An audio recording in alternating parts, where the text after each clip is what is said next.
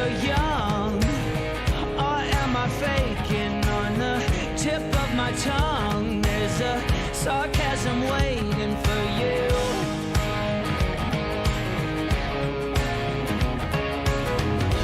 I'm willing to trade my soul for a bit of your charm. There's no way I'll fade into oblivion, 'cause I'll keep shining over you all. And if your wings entwining, you better face the fall, keep trying again. Oh yeah, keep trying again. There's mud on the floor, desperate people trying to get through the door, although the room's already crowded. But I'll keep shining over you all. And if your wings entwining, you better face the fall, keep trying again. Oh yeah, keep trying again. Zeros, everybody's trying to be heroes when all they have to say to be okay is I don't know. And keep trying again.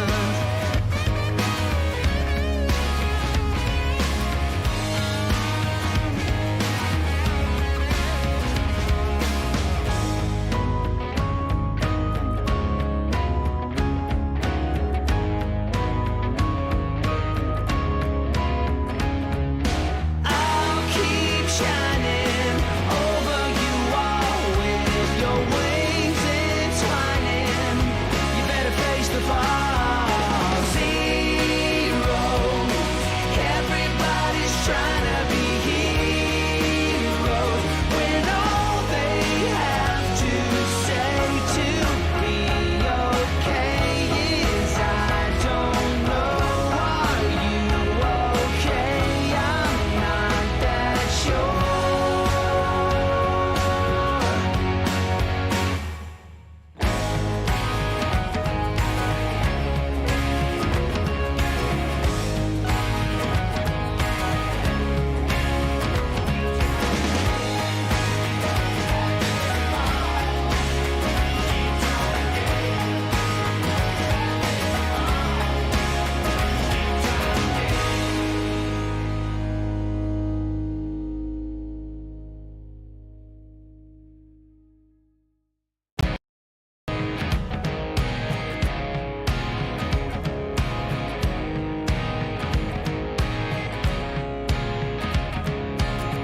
Forever young, or am I faking on the tip of my tongue? There's a sarcasm waiting for you.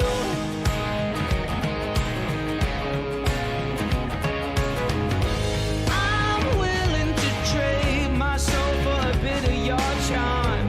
There's no way I'll fade into oblivion, 'cause I'll keep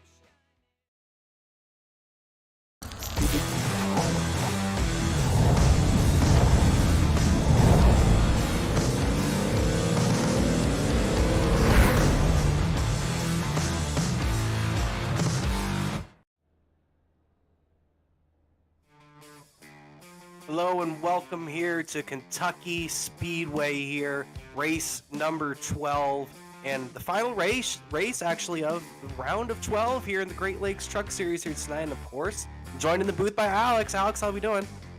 We're doing all right. Like you said, the cutoff race tonight. This is do or die for these 12 playoff drivers we got in this race tonight. And by gosh, Kyle, we're taking it to quite the racetrack, Kentucky. A difficult mile and a half, if I would say. Yeah, I would say it's one of the most difficult, if not the most difficult mile and a half track on the circuit, especially when you get down into turns 3 and 4, a very difficult corner here at Kentucky Speedway, but it should be a fun one. Zachary Henry able to snag the pole, and Daniel Nanny going to start on his outside on that front row here today. It should be a fun one. We're gonna be really watching tires, I think, a good amount of the day, Alex. We're going to be watching tires, and we're going to be watching the close battles, because I feel like we're going to have a lot of battles tonight that's going to take several laps back to back to back to finally be completed or end up disappearing, because it is just so difficult to make passes around here. There's not really any great opportunities to dive it up the inside and really carry any speed through. So it's really a matter of, like you said, preserving those tires and trying to put yourself in the right spot at the right time on the restarts. Gonna get a couple pace laps in here at Kentucky before we go green flag racing. Like I said, Henry and Nanny up here at the front row in row 2. You have RJ Williams and Connell. Those two are teammates as well. And then another row of teammates. You have Jordan Gonzalez and Christopher Heller. So row 2 and row 3 both have rows of teammates right there. Do you expect to see any sort of teamwork at a track like this? Well, it's going to be difficult to do any teamwork. I mean, we're talking about a 1.5 miles that it's very awkward to negotiate on your own, let alone with people side by side with you. So the most I'll probably end up seeing tonight is just a little bit of leeway being given. More so than that, I don't expect too much teamwork to come out tonight. Starting back in the 19th spot, I think we're going to try to maybe get a word with them before we go racing here today. But starting back in 19th, we have Hunter Madalinas. Hunter Madalinas has driven a very strong season, regular season champion, been strong all season long. Can today be the day he gets to victory lane? Has been so close on so many occasions this season, including last week, finishing second at Watkins Glen. Can today be the day for Hunter Madalinas? Yeah, well, let's try and bring him on in and see if we could talk to him. Hunter Madalinas, welcome to the booth. Our current playoff seeded points leader, starting today in the 19th position, but still in a pretty comfortable spot to make the next round. How you doing? Good. You guys doing good over there? Yeah, it looks like we're going to have a pretty decent time up here in the booth today. Going to be nice to watch all the things going on at the racetrack tonight as you guys try and negotiate making the next round of the playoffs. At least in your case, seems like it might be a cruise to the finish. Try not to get yourself in any trouble, am I right? Yeah, I think tonight is more about helping all of our teammates out and just getting us to finish all well. You know, I think we're basically locked at the start of this race, so I don't think it's less focus on me right now than my teammates. So we're all trying to get us into the round of 8, and then hopefully some of us to go to the round of 4. But you know, tonight is all just about having fun. You know, with the big points gap that we have. You know, I don't get to enjoy much of these races, but you know, we're gonna keep it up and just have fun tonight.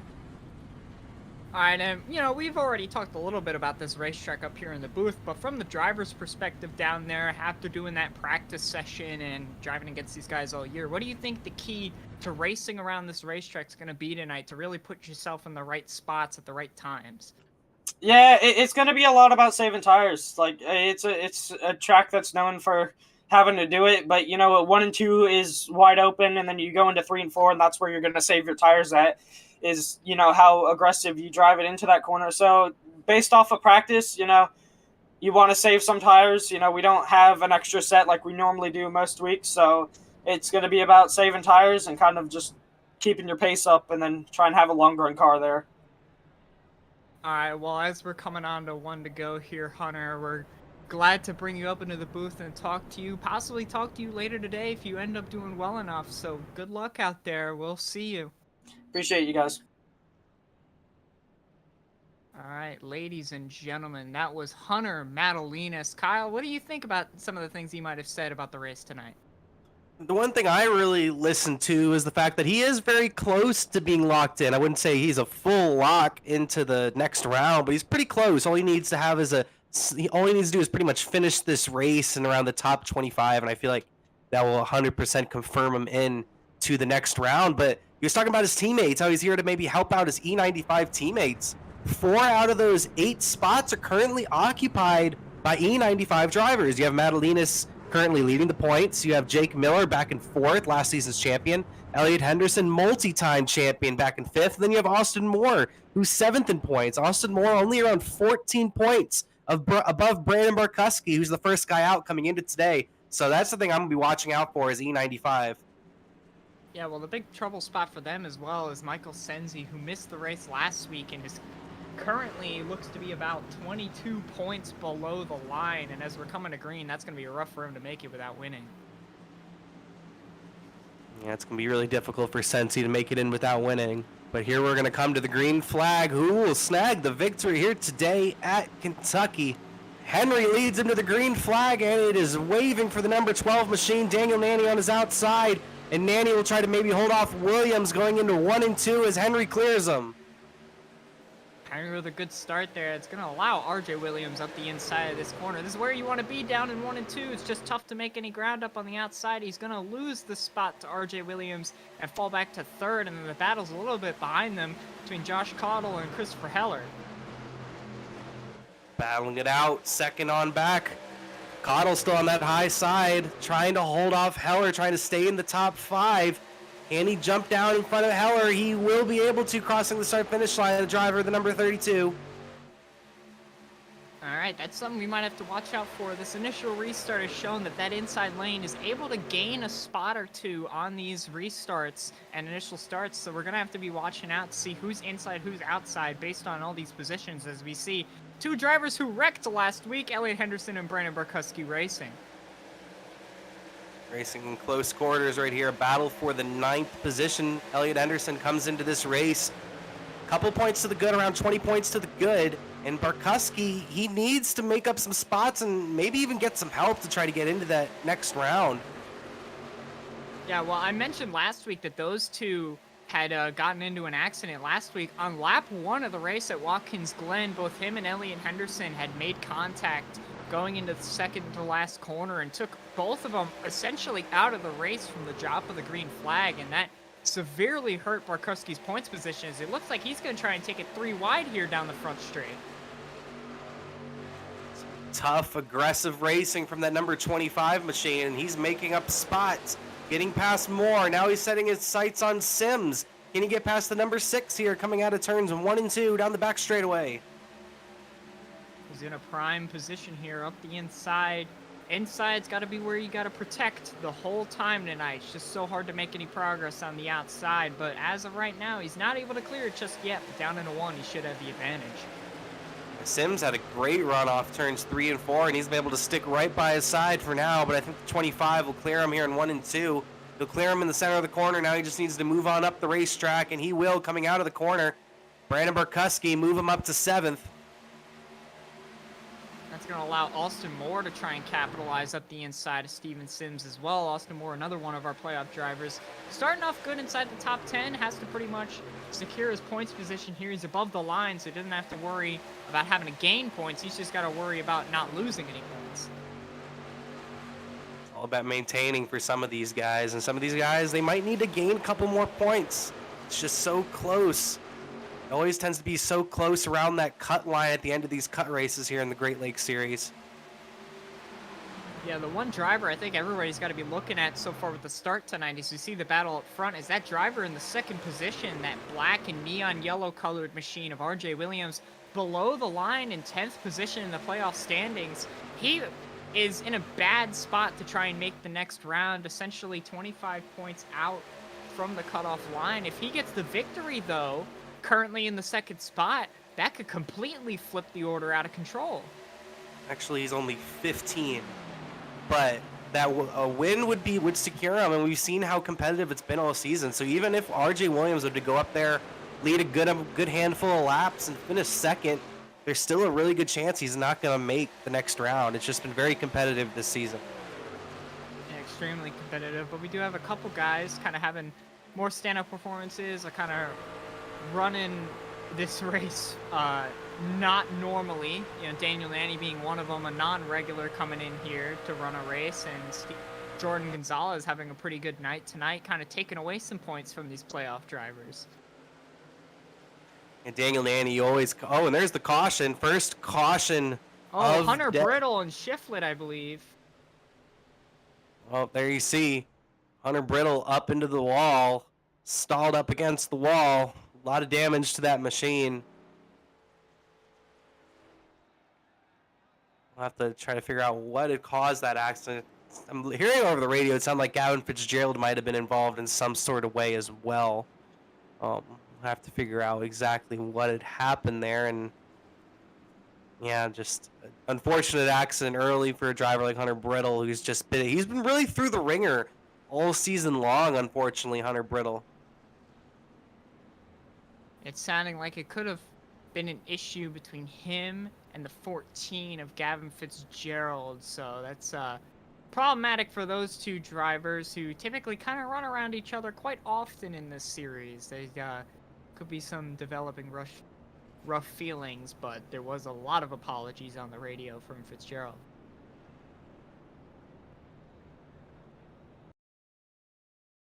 I'm trying to get you this replay on this incident here, but yeah, just been a tough season for those two guys, especially Fitzgerald. You can lump right with Brittle. They've both just had a very unlucky, very difficult season. Two very strong race car drivers. And here's actually the replay right here. And yeah, it looks like Fitzgerald's trying to take that wide entry. I think that's what he was trying to do. He's just trying to take that wide entry and just clips the number 10. And then our Daytona winner, Shiflett, comes flying in. Very heavy contact to the nose of Brittle. Brittle might have been able to survive that. Would have had some side damage, of course, but very heavy hit. We're going to see this again from Fitzgerald. And I think he's just trying to take that wide entry, and I'm not exactly sure, but that's what it looked like to me, that he was trying to take a wide entry into the corner and just clip them. I was going to say it almost looks like, oh no.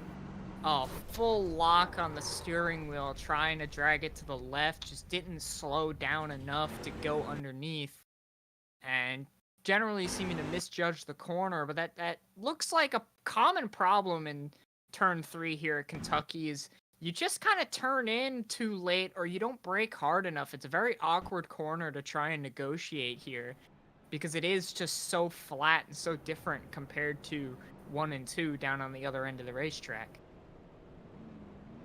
Yeah, it's a very difficult set of corners there in 3 and 4, and you see a lot of issues, a lot of people making mistakes there, and I think that's what happened there with Shiflett. He saw the incident in front of him, maybe just wasn't paying attention to when he should get on the brakes, and just kind of hit the brakes, and just at that point it was too late. And when flying up the track, unfortunately, very heavy front end damage to our Daytona winner, and a lot of damage to Brittle as well. All right, well, Kyle, I was going to say, what this does enable now is another restart, where I mentioned earlier, it seems like the inside lane was able to take advantage and fully capitalize on the outside lane being much slower. So what I'm interested in seeing here is on this restart, whether or not these drivers are going to be able to make up positions on that inside lane with the older tires or not. And it just seems like this inside lane is really moving right now. And the inside lane is just really gets going, and you see it seems like there's just a lot more grip down there for these drivers. I guess we'll just have to see what happens on this upcoming restart. A couple of drivers, of course, came down pit road to get some tires. Look like Kepf, DuPont, Matthew Durr, a couple of those drivers back outside the top 20, it looks like.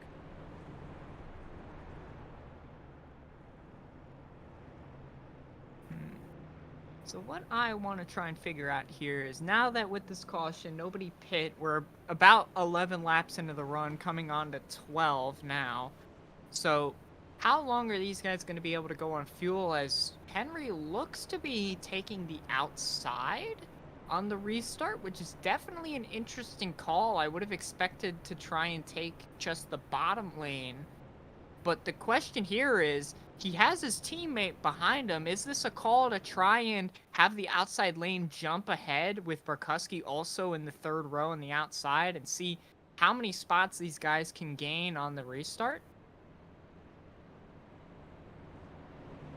100%. I think that's the move here for 25-11, is to have Henry on the high side, as Gonzalez right behind him. Right before we got that caution, I was going to mention how well Gonzalez is doing. A very talented driver, but has had a lot of issues whenever he's out there on the racetrack. Has been close to getting that first career win.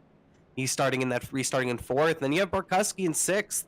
So I think he's going to try to pull those two guys as far up through the field as they can. And Howard might even follow him through as well, because Howard's right there in the 5th spot right underneath Brandon Barkuski. But I think the main focus here today is to get Barkuski into that top 8. Yeah, well, for Barkowski, he really needs the points. He's the guy the most trying to chase these points and get himself into the playoffs off of that without somebody special winning. But now, what Zach Henry's done is given RJ Williams the better lane on the inside if he could hold it side by side in a 1. Here we come to the green flag here at Kentucky. Entering the Geico restart zone. Henry takes him to the green. A great restart from Henry, but Gonzalez, his teammate, wasn't ready. Neither was Barkuski, and I think that takes away the whole effort of that, because they're both going to lose spots now on that high side. On the contrast, though, that inside lane really got moving after the leader. RJ Williams, Daniel Nanny, and Christopher Heller all getting ahead of Jordan Gonzalez there down into turn 3, and that's going to be a big move for them as Josh Cottle takes advantage of the bad restart of that 3 truck and is now going to go up inside as well. Battling up here at the front of the field. Heller up to 4th. Gonzalez is going to fall in behind him. Cottle, though, is trying to get on the inside of Gonzalez as well. This is some good battling. Cottle's clearing him off the corner. Now here comes Barkuski and Miller. They're battling it out now. Yeah, another crucial spot for Barkuski to get. Every spot on the racetrack is going to be important for him, especially considering where his competitors are on the racetrack. He's got to beat Josh Cottle in the points, who's ahead of him, but yet Josh Cottle's ahead of him on track, so he's going to be gaining no points against that driver. Battling continues right here. Henry still leading the field, but Williams is all over his bumper. Just nowhere really to go, but Nanny's right there as well, and Nanny has the speed. I know he's willing to possibly get a little bit aggressive for that race lead. They've got to be careful, though, running so close to the back bumpers of each other. Not so for contact, but for dirty air, because you guys are trying to carry so much speed through these corners, especially down in 1 and 2, where it's almost full throttle for the most part, and it really wears on those tires if you're behind the leader. So if you're going to try and run this close, you want to try and make the move as soon as possible, or try and get as much clean air on the nose of that vehicle as you can. Clean air is going to be key. Whoever gets that clean air is most likely going to have a slight advantage. We might have a battle for the lead here in a moment. Williams peeking his nose to that inside, not able to get underneath him that time, but peeked his nose coming out of the tri-oval. Yeah, these guys are all one on top of the other here for the lead. It has not separated at all. RJ Williams kind of doing the smart thing here and taking the earlier entry but slowing it down more to allow him to run a better corner and not wear the tires as bad while trying to make it back up on the straightaways.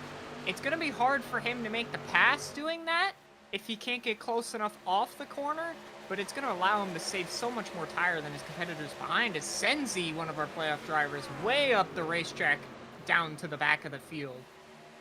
Yeah, it looks like Sensi might have a little bit of right rear damage on that number 92 machine. You hate to see it for Sensi, who's had such a strong season, and it's just kind of fallen apart in the last couple of races for him, unfortunately.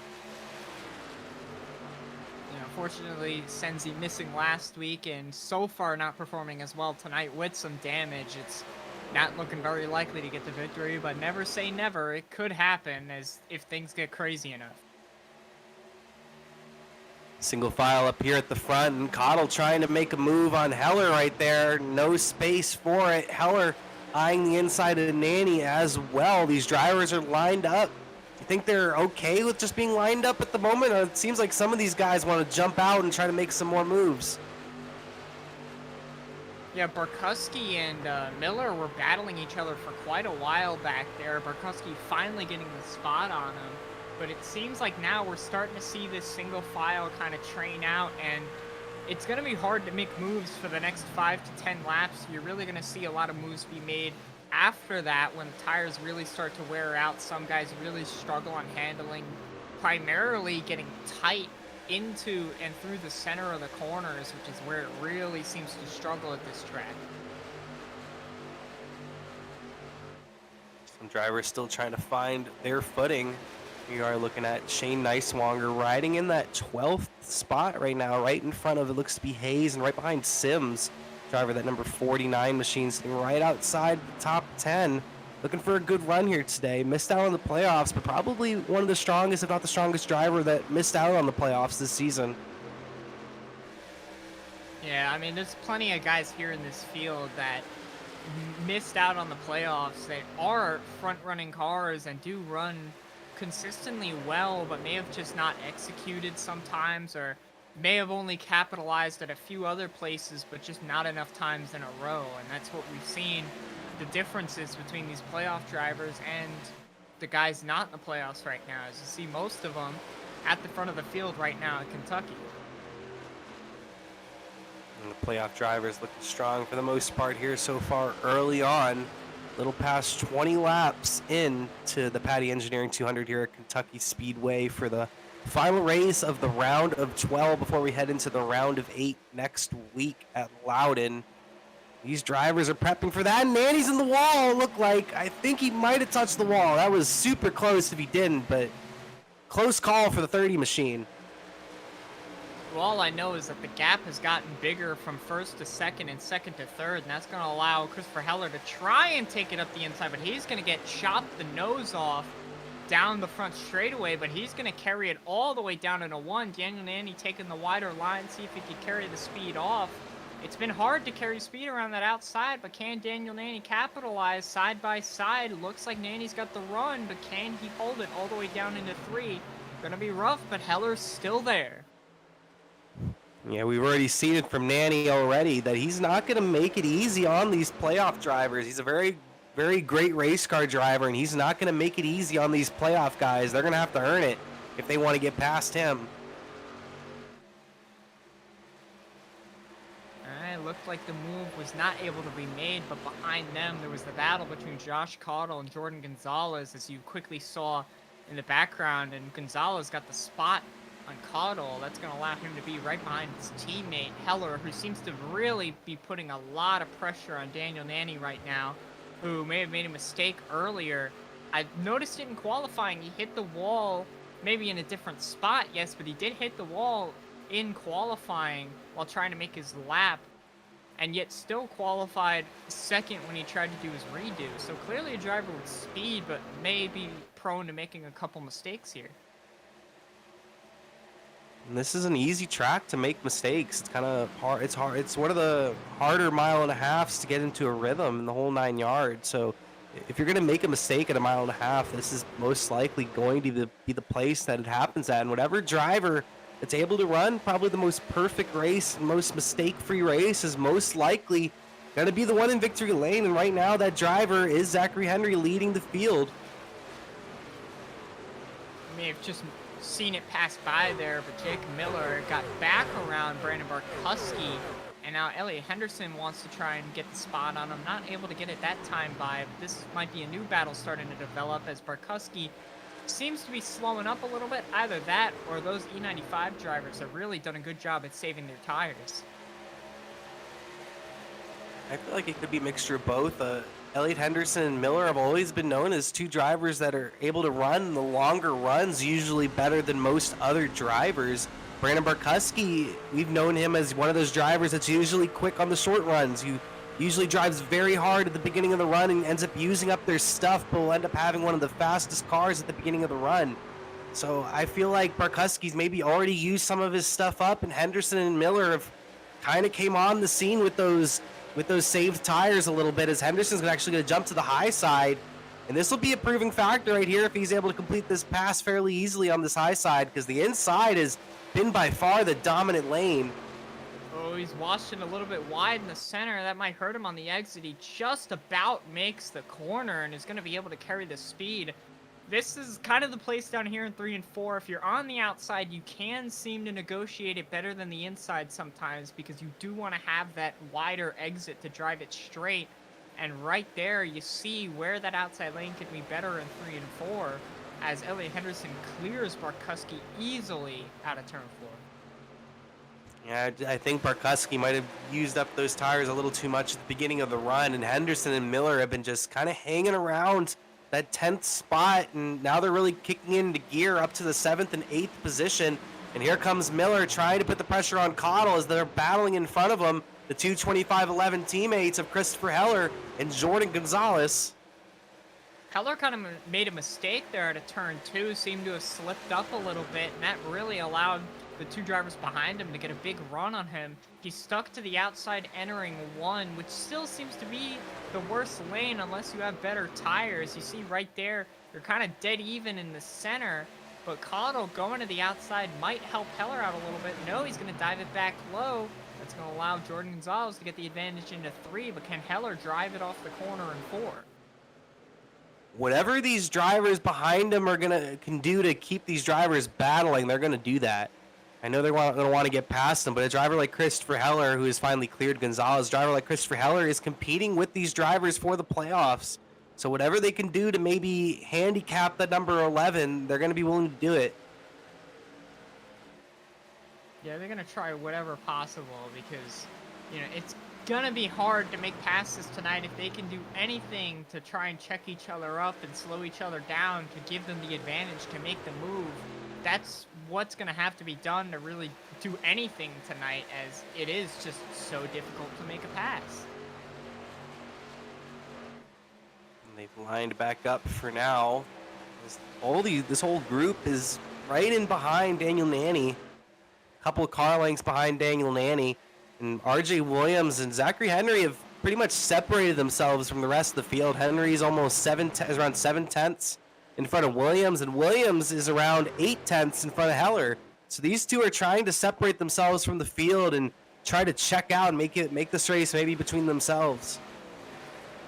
Well, I think what this is a key thing to look at here is the advantage of having the clean air. Is you see the top 3 drivers, who were the few guys to actually have the opportunity to have any clean air on that nose, not be stuck behind another driver, seem to have the better long run speed, and that's going to be the thing tonight. That's why I mentioned restarts as being a key factor, is that if you can't find yourself further up towards the front, the worse and worse your tires are going to be. It's going to be difficult. It's going to be difficult to pass here, though, throughout the day as well. Any driver that maybe goes to the back when it comes to strategy or something like that, it's going to be really difficult for them to get to the front, and if they're going to make up spots, they're going to destroy those tires before they get to the front. At least on the short run. On the longer run, it seems like you can kind of get the high side working to a certain degree at some points on the track. But on the short run, you can only use that inside lane, so it's really easy to tear up those tires. Oh, well, from the front of the field, 5th position, Jordan Gonzalez, Barkuski, and Shane Nicewanger come down the pit lane, and I'm missing who that is behind them. That is also coming down. That's Ty Aiken. So 4 drivers from the front of the field coming down pit lane to make the stop now, possibly to try and jump a couple of these guys on track. I'm hearing RJ Williams from the 2nd spot being next this time around.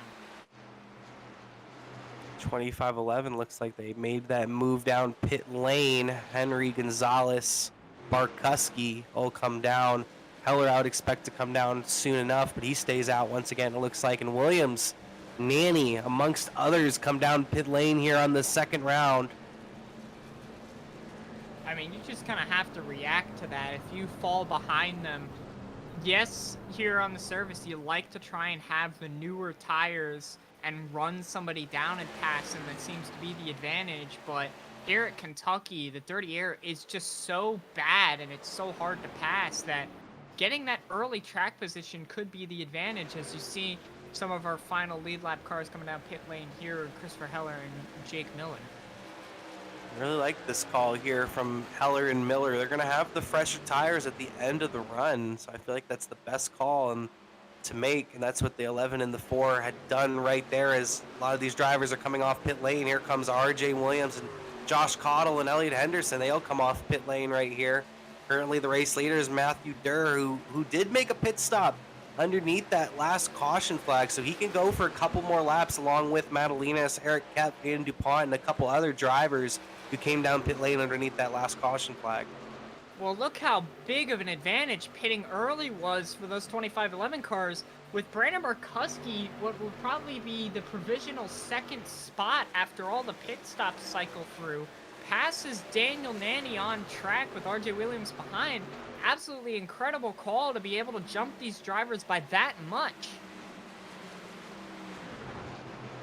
Yeah, I think it works for a driver like Barkowski, who really needs to get the track position and needs to do whatever he can to try to get up there and get that track position and compete for the victory. So for now, that strategy is looking pretty strong for Barkowski as he's out in front of Nanny.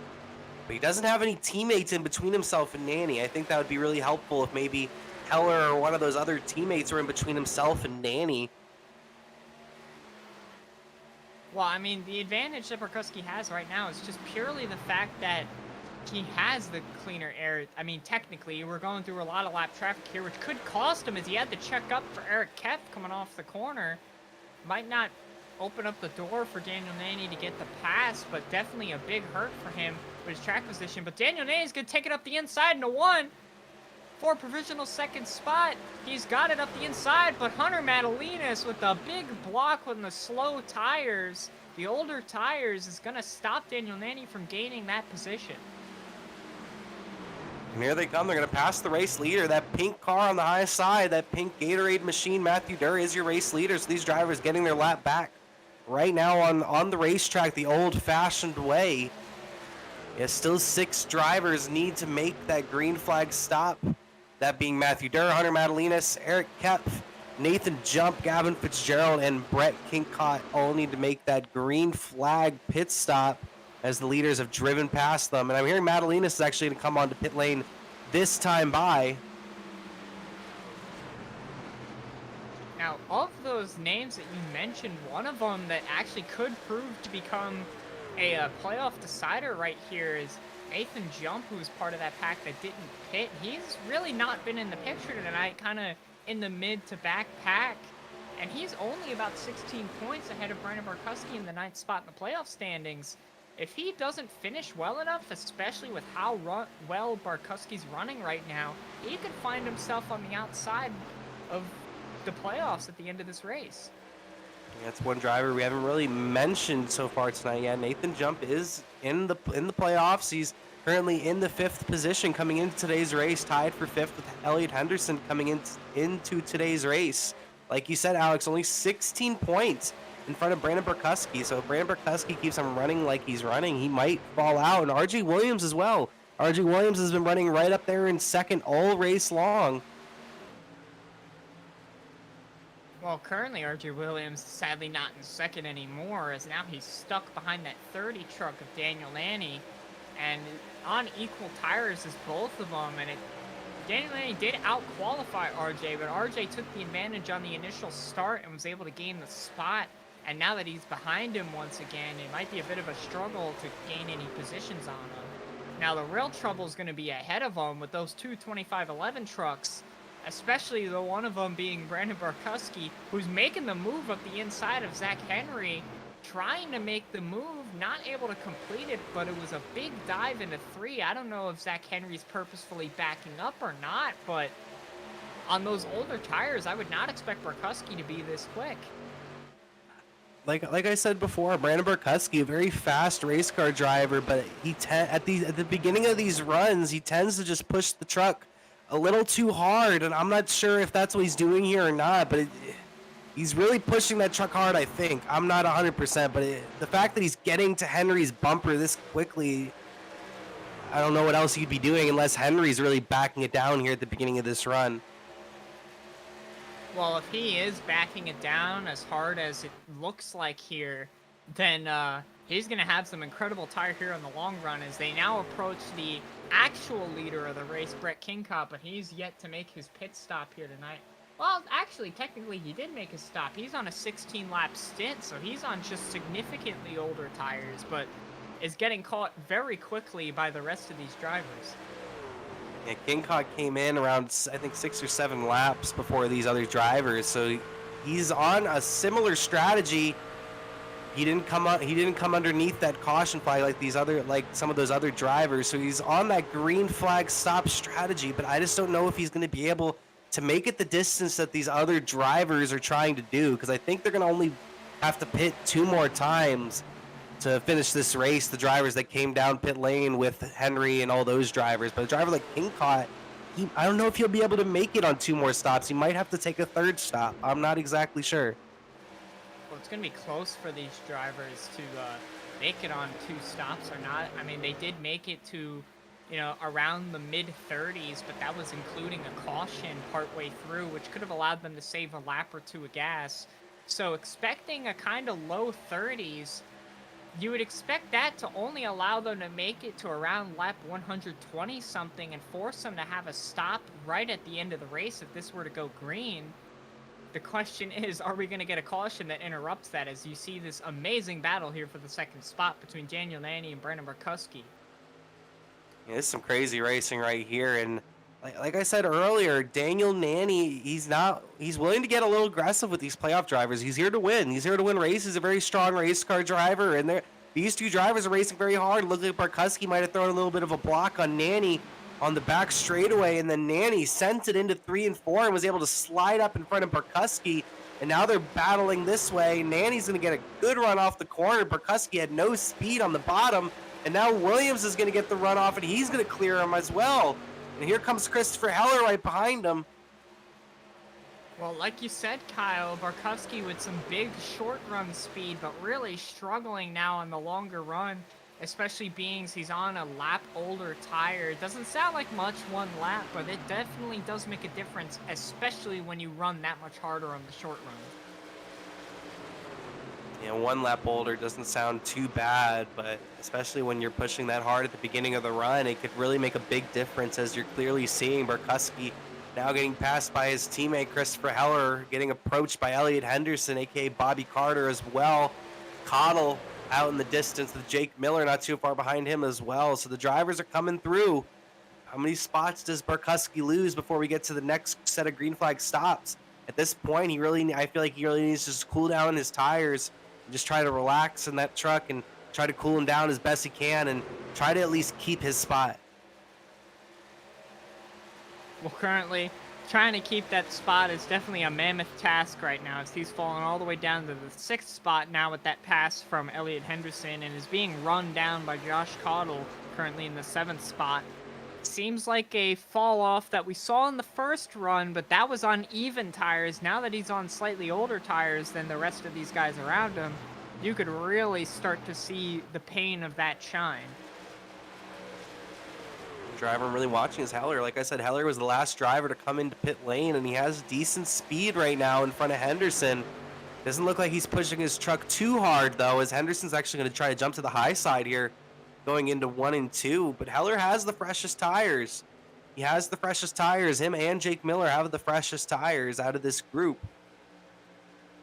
And I think that's going to pay off with some big dividends for him, as he's got multiple lap newer tires than a couple of the guys around him. And that's going to allow a driver who seemed to have better long run pace at the end of the last stint to really capitalize, as we saw him racing with the top 3 drivers despite being stuck so far back in the field and covered in dirty air. Doing well here at the beginning of this new run after green flag pit stops. Actually around halfway through this run almost at this point. It's good racing going on up here.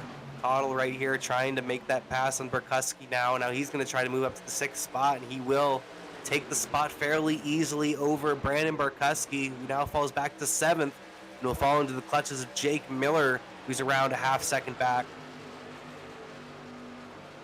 All right, now with Barkuski starting to lose some spots as he kind of shoves Josh Cottle into turn 1 there, is you got to consider Nathan Jump, who I was talking about a little bit earlier, who's stuck much further back in the field, currently looks to be in the 20th position. Originally, with Barkuski in the 2nd spot, that would have knocked Nathan Jump out of the playoffs, but with Barkuski losing those positions, it makes that battle on the line much closer for him. But for Nathan Jump to feel a lot safer about his spot, he's got to find some positions and fast. Got to look at Austin Moore, too. Austin Moore came into this race 7th in points, and he's currently 18th on the track. So those 2 drivers, Austin Moore and Nathan Jump, are definitely putting their season in jeopardy here today at Kentucky. Yeah, both with their respective positions right now, both equally as far away from the playoff line, as they're both 2 spots apart in the standings and on track. So it'd be a matter of who has the better finish in this round, and I don't know as of the moment who has that, but now you got to question all the other drivers around. RJ Williams below the line in 10th could possibly jump these guys right now with how well he's running. And if Barkuski gets a good enough caution to allow him to capitalize on his short run speed, we saw him up in the 2nd spot from pit cycles earlier, and if that's timed correctly, that could be absolute money for Brandon Barkuski. It's just a matter of, does the strategy work out, or does he change his driving style? I feel like Barkuski might have to either change up his strategy a little bit, or change, like you just said, maybe change his driving style. Take some notes from his teammate Henry. Henry takes it very easy on his tires usually, and just then kicks it up at the end of the run. I feel like that's what Barkuski needs to do, is not go so hard at the beginning of this run and kick it up at the end of the run, because he might have one of the fastest, if not the fastest truck out there in the field. Just needs to time when to use that speed. Yeah, absolutely. And as we see a bit of a battle right here, Heller was creeping on the back bumper of RJ Williams, kind of backed up a little bit, and Henderson's just kind of been following him through. This might be an interesting battle here from the 2nd to the 5th position, right around here, because this could determine, if we get a restart, who is able to challenge Zach Henry, our leader, as we saw him under a lot of pressure early in this event. Yeah, earlier on in the event, everybody was kind of almost stacked up on top of each other. No one really put in too big of a battle for Henry, just kind of sat in behind him. But earlier on, they were all right there, right behind Henry. Ever since, Henry's had at least a 7 or 8/10 advantage consistently ever since after that first caution. Yeah, and that's just the advantage of being the leader around Kentucky. It's just so much easier to make it through these corners as the leader compared to being in the pack, whether that be checking up or getting a little bit tight in some dirty air or what have you. And so he's just able to run his own consistent pace and make it harder for anybody behind him to really start to catch up. Unless, of course, the tires from behind are saved that much better. We said it at the beginning of the race. We're going to be talking about tires, and here we are talking about tires. Just how well are you able to maintain those tires throughout the run? Kentucky, it's just such an important track when it comes to tires. So we're going to continue to talk about it. Almost halfway through this event, 62 laps into 134 laps here at Kentucky. Henry been out front most of the race. That number 12 machine, Daniel Nanny running in 2nd at the moment. RJ Williams trying to get back in that 2nd position, currently running 3rd.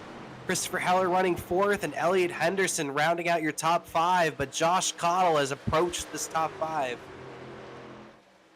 Yeah, and it seems like the one place I've been noticing, specifically Elliot Henderson seems to be the one doing it the most, is trying to set up a pass out of turn 4 down to turn 1 by taking a different line. It seems to be that the best way to try and make a move around here is to really back up your entry to 3, take a wide entry, and try and get a big run off of turn 4. As you see right there, he backs up off the back bumper and tries to throttle up off the corner to see if he could get a big run.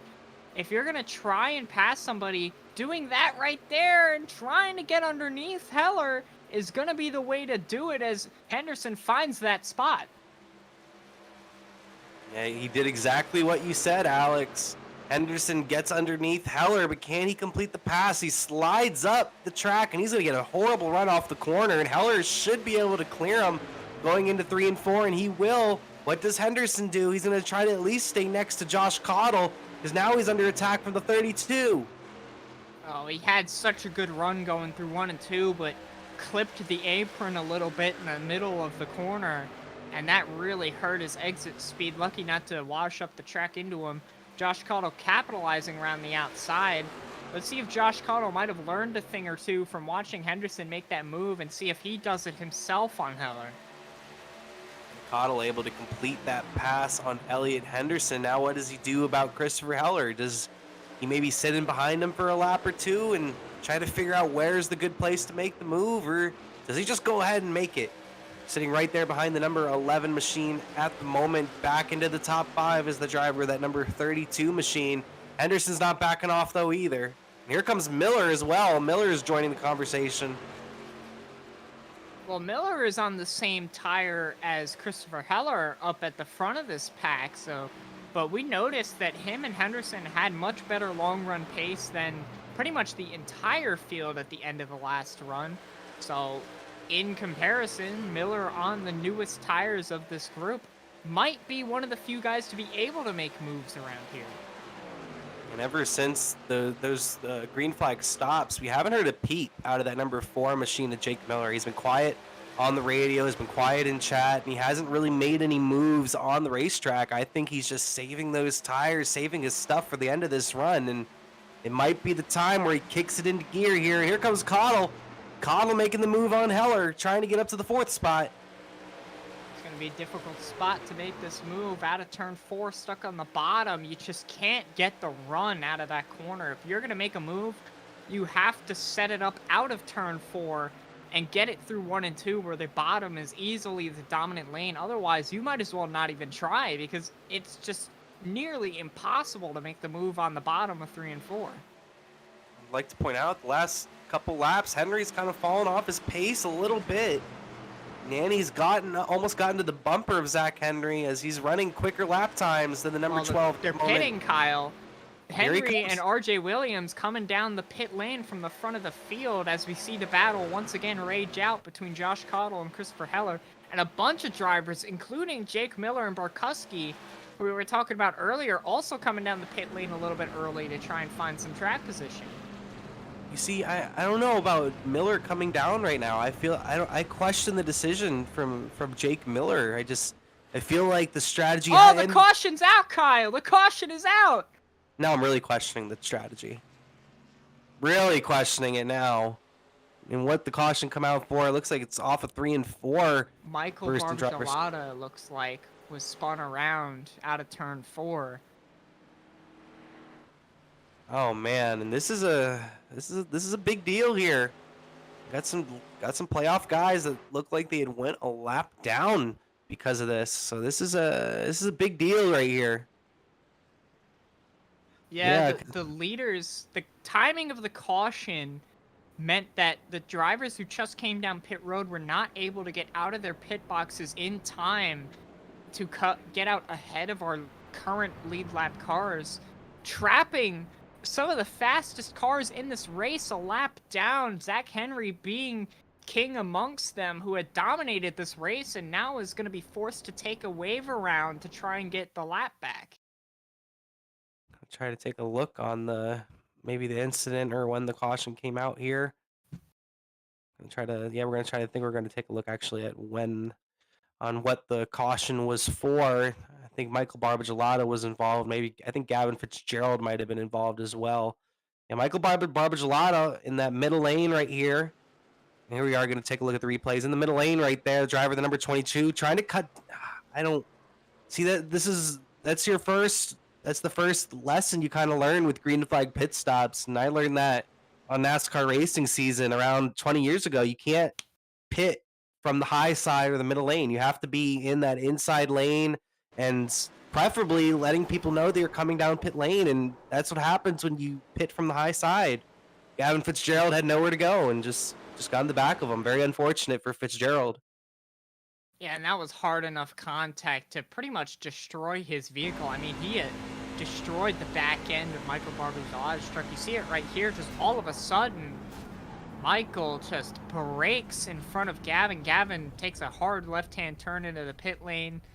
I don't believe his pit spot was anywhere near there. He may have immediately towed and gotten himself off the racetrack because by that point, your race is just about over. And that's just been Fitzgerald's season, unfortunately. Just has not had a very lucky season. Looking at the onboard of Barbagelata as he spins around. Michael Barbagelata spinning around to that number 22 machine. A very big hit and very difficult end of the day for Gavin Fitzgerald, who's had a pretty difficult day in that number 14 machine, was involved in the first caution as well, and he'll end up finishing, it looks to be 26th actually, in the number 14 machine.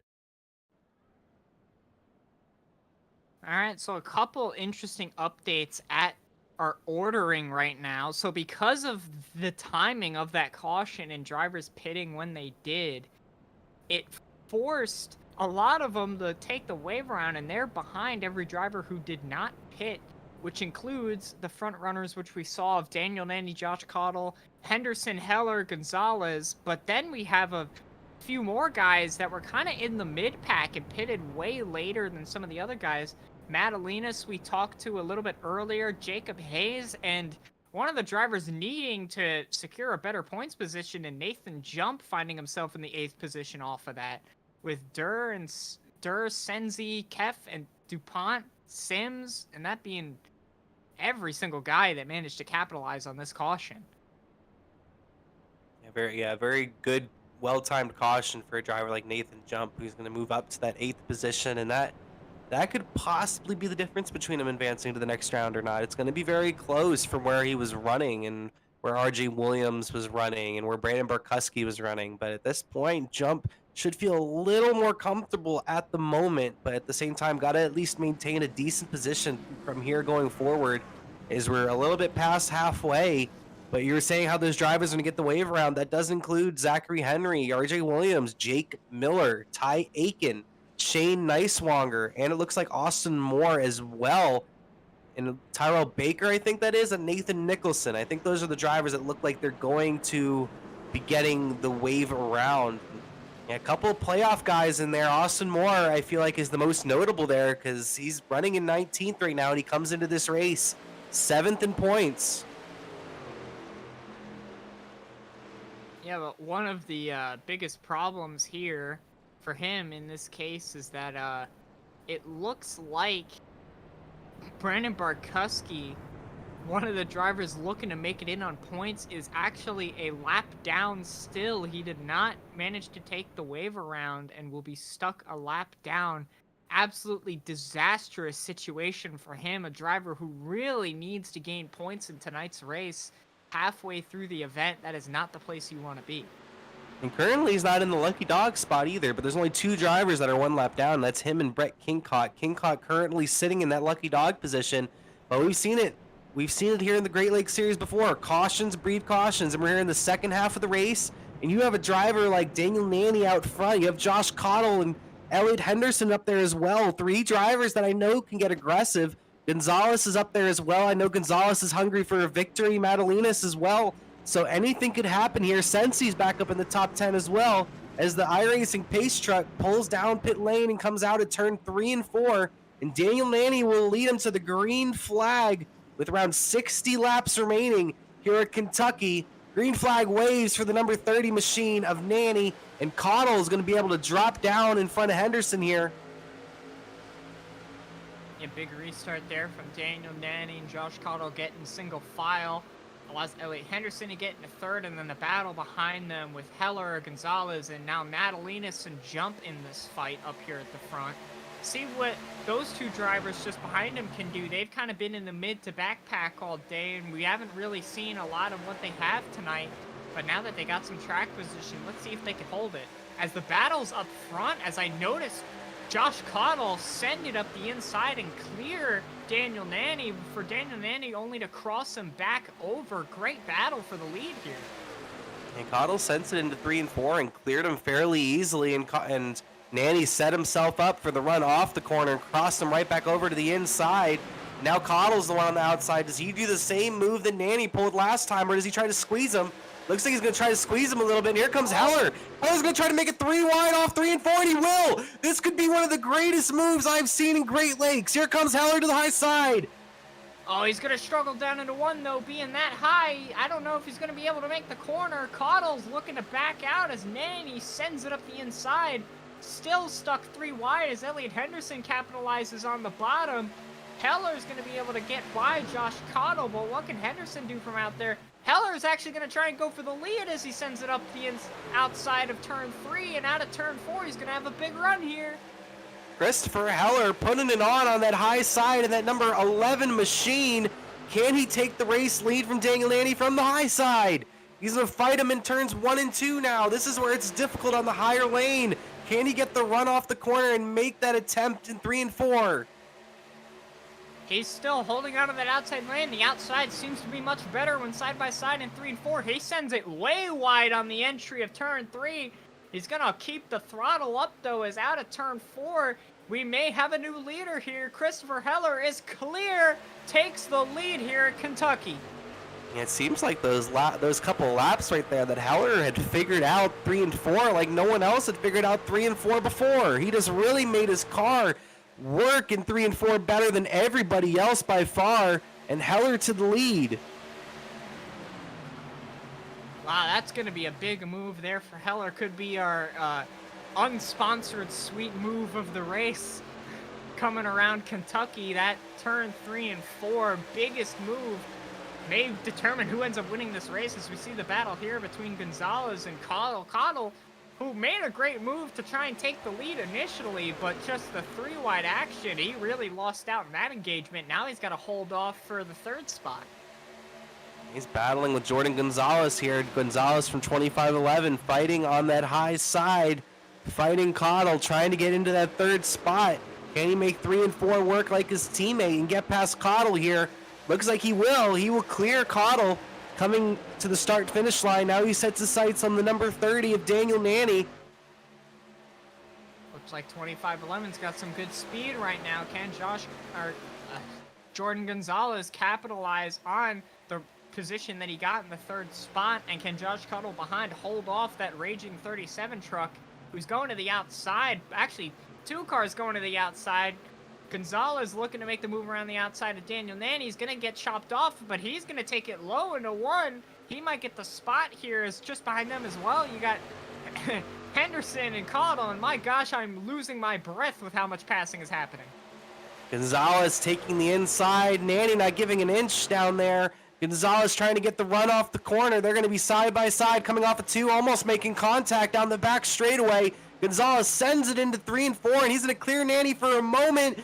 He tries to slide up, still trying to slide up. It's going to be tight. It's going to be tight. Ow! Nope. Just about, Kyle. He just about holds on to that right rear quarter. No wreck, but by gosh, that is some close racing. Gonzalez still pushing it. He's going to send it into 1 and 2. Still not clear of Daniel Nanny. Nanny hanging out at his right quarter panel at the moment. Nanny's going to get the run off of 2, and they're going to be door to door heading into 3 and 4. What does Gonzalez do here? Oh, Gonzalez gets the better entry. He's trying to slide up, but Nanny is still there on the outside. Oh, Nanny comes down a little bit, nearly makes contact. That might open the door here for Henderson, who's trying to get a big run after the move he made on Josh Cottle. Not able to capitalize, but this battle for the 2nd spot is intense as they almost make contact through turns 1 and 2. Yeah, Gonzalez is using up a lot of tire on that bottom right now. If he's going to pass Nanny, he's going to have to do it now before he hurts those tires. He sends it into 3 and 4. He's clear. He slides up, and Nanny's going to try to cross him over to the inside. Big move there from Gonzalez, but equally big move there from Nanny, who's going to get some help from Henderson. This could be crucial for who gets the 2nd spot, as the inside of turns 1 and 2 seems to be the better spot. Gonzalez stuck around the outside. Can he hold it on the right rear quarter like Nanny's been doing to him lap after lap? He seems to be cleared right now, but he's not going to move up.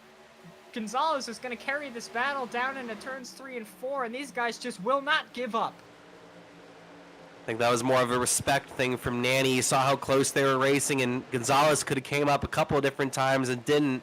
So I think he decided to stay down there, didn't want to cut it close to Gonzalez. But Gonzalez gets a great run off and Cottle. Looked like Cottle and the number 30 of Nanny made a little bit of contact going into 1 and 2. Nanny has some right side damage, actually, on that number 30 machine. That was, I don't know if they made contact, but that was some extremely close racing if they didn't. And Nanny is going to almost back out of it in turn 3. That's going to allow Henderson to get around the outside. And look who's behind him, Nathan Jump, holding his own up here at the front of the field, possibly from the help of all the intense battling. He's going to get the move done on Nanny with a little bit of help from Madalinas. Yeah, a little bit ago we were talking about Nathan Jump possibly not making the next round of the playoffs. Now he's up here in the top 5. The driver of the number 29 machine. You can't count out Nathan Jump. And to update on where the drivers that were stuck a lap down are. Zach Henry leading amongst them is all the way down in the 13th position, not making too much progress. That caution really cost these guys a lot in tonight's race, and it's going to be hard for them to make up anything tonight. Yeah, it's just so difficult to pass at a track like Kentucky, and so easy. Oh, for it's easy second, to waste your Kyle, time. for second spot, Josh Cottle up the inside of Jordan Gonzalez. Here comes Cottle, trying to make the move, and Gonzalez. These two going back and forth. And Gonzalez get the spot on the high side here. Can he get back in front of Cottle? He will. Gonzalez holds on to second for now as Cottle puts the pressure on. Jordan Gonzalez with a big run on his teammate there of Heller. Wow, I almost thought he might have had the opportunity to make the move up the inside. That was a big run that he had, but is not going to be able to capitalize on it. It looks like the top four right now with Henderson, who's just seeming to have bided his time, may possibly have some of the better tire here, as he really hasn't been one racing nearly as aggressive as the other two in front of him. Yeah, Henderson's been kind of just sitting there watching these drivers in front of him, watching them battle it out and picking for the right time to make those moves. And it's been a tale of 2 seasons almost for Elliot Henderson. He ran most of the season not like Elliot Henderson, not doing certain things that Henderson usually would do and making a lot of mistakes early on in the season. But right before we got to the playoffs and then here today, Kentucky, it just seems like the old Elliot Henderson, the classic Bobby Carter look out there. Looks like the battle might once again come out between Cottle and Gonzalez. Cottle taking it up the inside of turns 1 and 2. You know, as the race has gone on, it seems like that outside lane has gotten better and better. Seems pretty even through 1 and 2, but if you're on the outside, coming out of 2 into 3, looks like you're the one with the advantage. But at the same time, we've seen guys send it up the inside of turn 3 and try and clear drivers through slide jobs. It's been pretty surprising where these guys have been able to make moves tonight.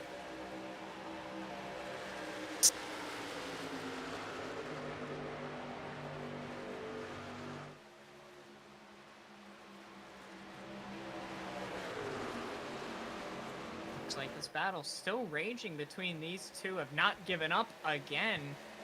Gonzalez has been in a couple really intense battles tonight. Surely has to be struggling a little bit on those tires, which is probably why he's been stuck in these battles for so long. Josh Cottle up the inside is still making, as they make contact at a turn 4. Henderson, at the same time as wanting to see that, doesn't want to see it happen right in front of him. He don't want to get involved in any of the trouble those two might cause. Yeah, hard racing here still for the second position, and Heller loves this. Heller's trying to separate himself from these 3 drivers. Gonzalez fighting hard on the high side, and Henderson isn't quite sure who he wants to go with at the moment. It looks like Gonzalez is going to have the advantage out of turn 4. I was going to say go with anybody. I'd say go with the guy on the outside. That seems to be the key to making passes tonight, is once somebody gets trapped on the bottom, you could really make a train out of them on the outside lane. And Gonzalez is going to cut in front of the nose of Josh Cottle. See if Elliot Henderson can get a run out of turn 2 here. Likely not. You just can't seem to make momentum out there at turn 2, but we'll see in turns 3 and 4 if he can make some progress. Here comes Hayes. Jacob Hayes, driver the number 69. He's approached this conversation as well with Hunter Madalinas, the points leader, right in front of him. Very interesting driver to see up here. I was going to say, after last week, Madalina's kind of talking about, you know, not run the race too aggressively, kind of stay back and not try and go for it nearly that hard. We kind of saw the complete opposite end with Zach Henry, but now, late in the race today, Madalinas is seeing some good speed and seeing an opportunity to try and get the victory as he's caught up to this entire pack, which includes the leader.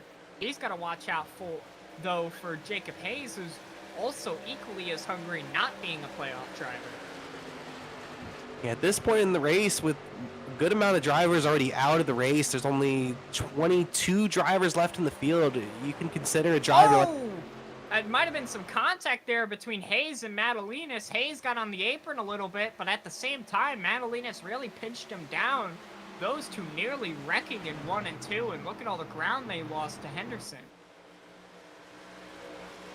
Yeah, as I was saying, a driver like Madalenas could already be considered locked in to the next round with all the drivers being out as they are. Same thing with the driver like maybe Christopher Heller. Christopher Heller could be locked in as well. Same thing with Zachary Henry. Those 3 drivers, I think at this point, are locked into the next round. Jake Miller on back, I say, are still in somewhat question, but those 3, Madalenas, Henry, and Heller, should be locked into the next round with the drivers that have already exited the event.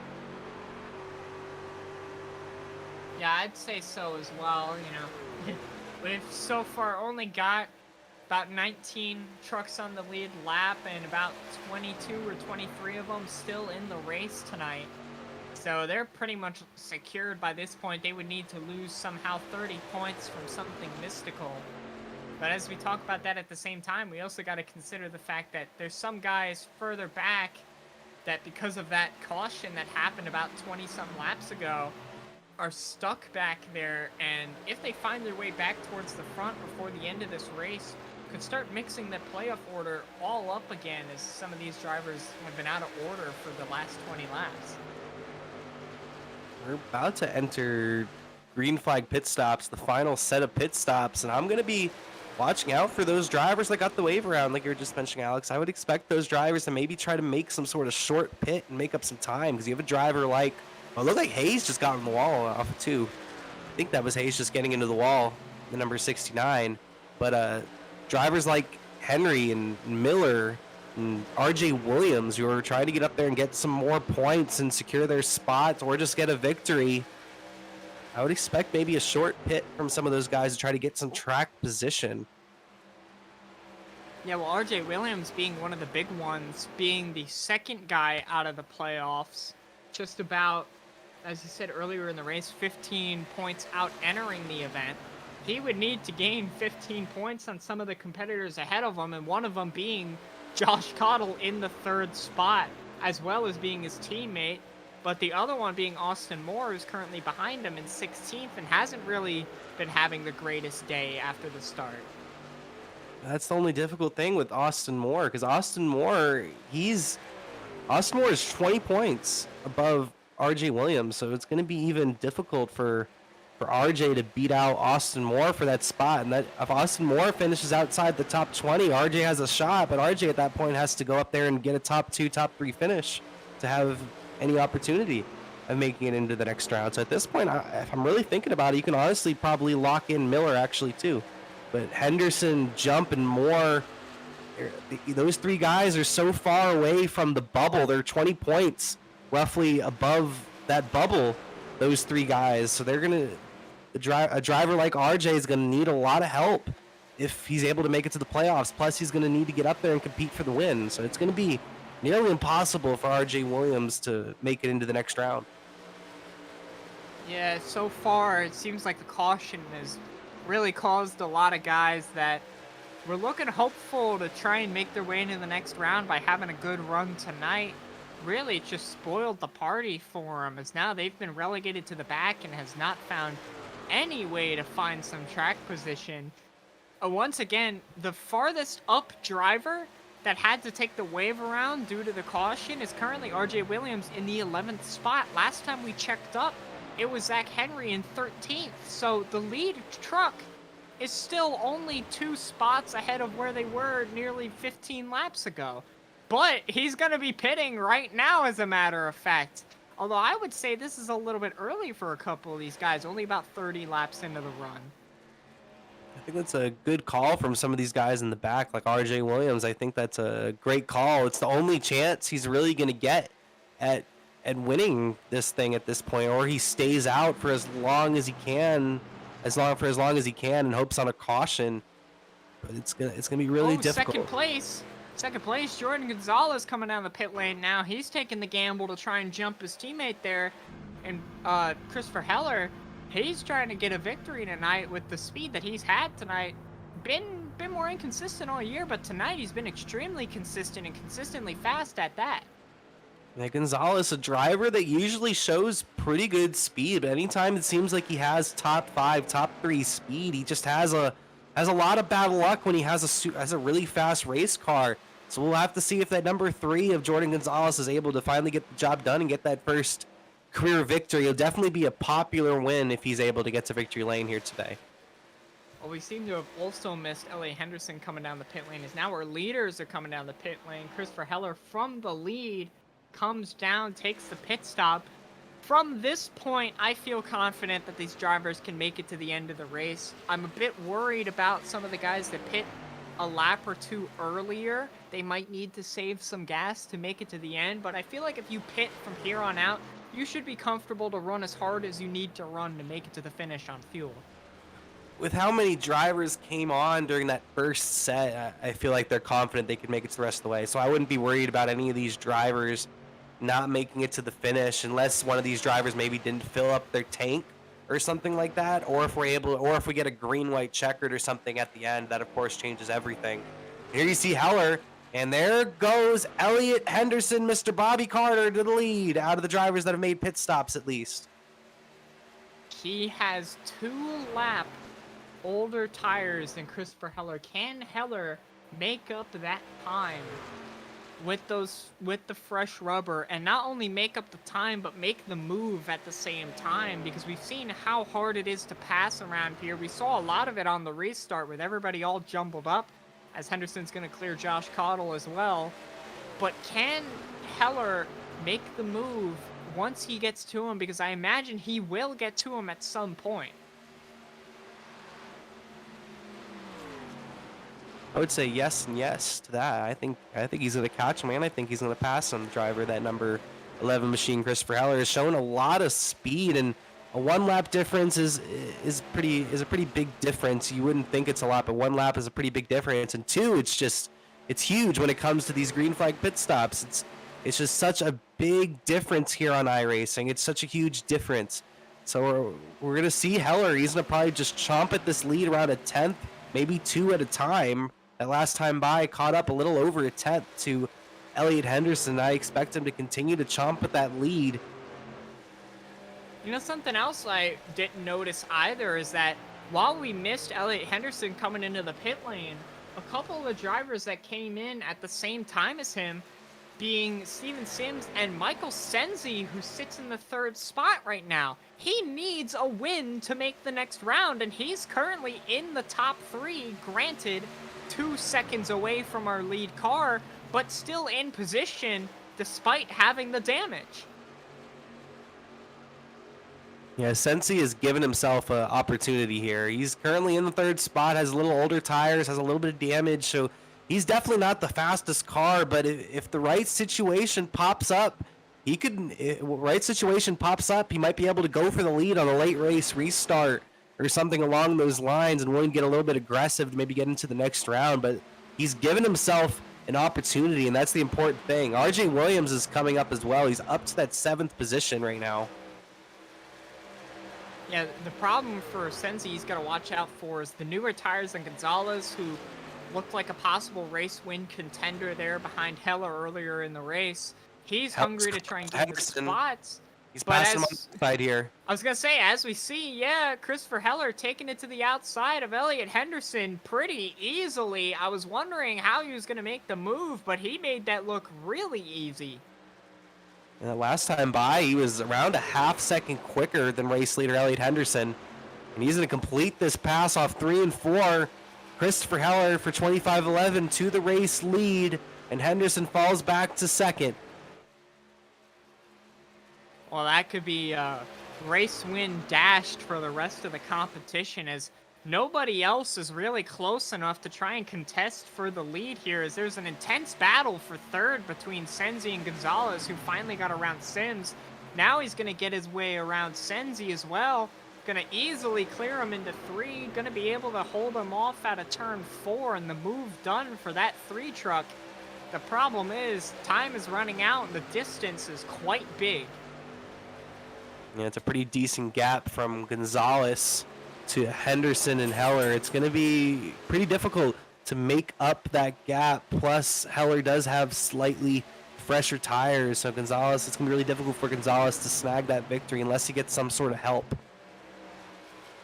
And, you know, the big trouble here was that Gonzalez pit before Heller. He has older tires by about a lap or so, or 2 laps actually. He came in before him, and his goal was to try and jump Heller on track. We could be talking about Jordan Gonzalez, the leader right now, but something in his pit stop execution lost him the time. That means that he's currently stuck here in 3rd, trying to run down Henderson instead of being our current race leader. I really think it's just all about how you get in and out of pit lane. Because I'm looking at how much time these drivers spent on pit lane, and Gonzalez spent almost 2 full seconds more than Heller on pit lane, and that's just with messing around with pit lane speed, getting into your box properly and stuff like that. But a driver like Heller, he usually pushes a little harder going on to pit lane. A lot of these drivers do. They push it really hard getting onto pit lane and get right underneath that speed limit. And then some drivers going through 1 and 2 are going to kick it up a notch on the inside underneath the line. They're almost dirt tracking it around the bottom of this racetrack, just trying to get as much speed as they can, while others are taking it a little easier, making sure they don't slide those tires or anything underneath the apron. So that's what I think might have happened here with Gonzalez, is that Heller just pushed it a little harder when it came to pit lane than Gonzalez did, and it definitely cost Gonzalez a decent amount of time.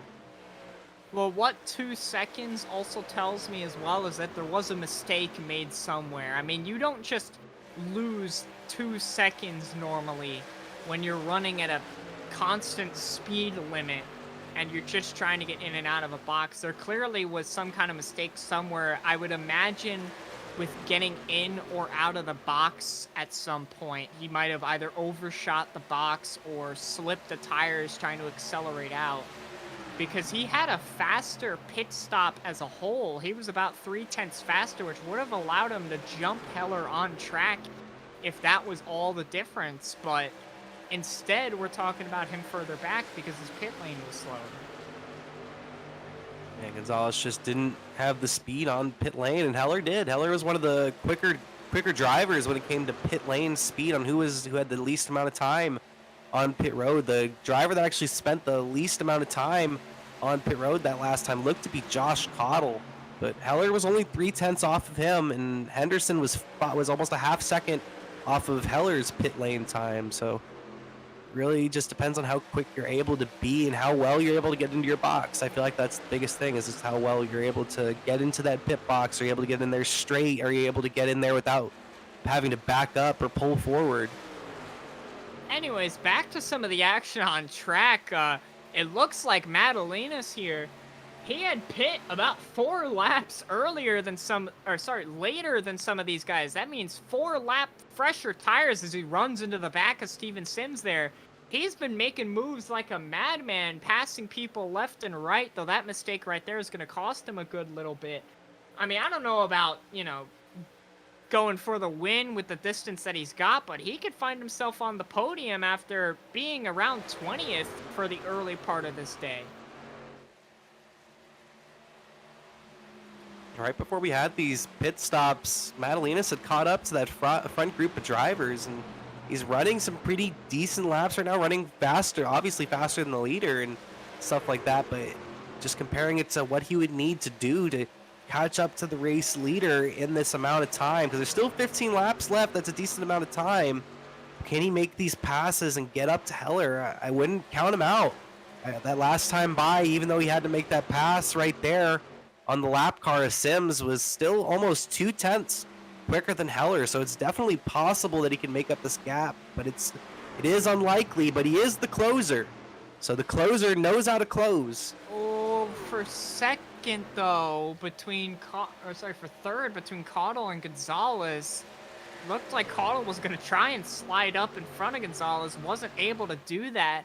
These two stuck side by side, but Cottle just so much faster right now with 2 lap fresher tires. But that little checkup there allowed Madalenas to close in the gap by quite a bit. He's only about a half second back on these guys now, when he was about a full second just a lap ago.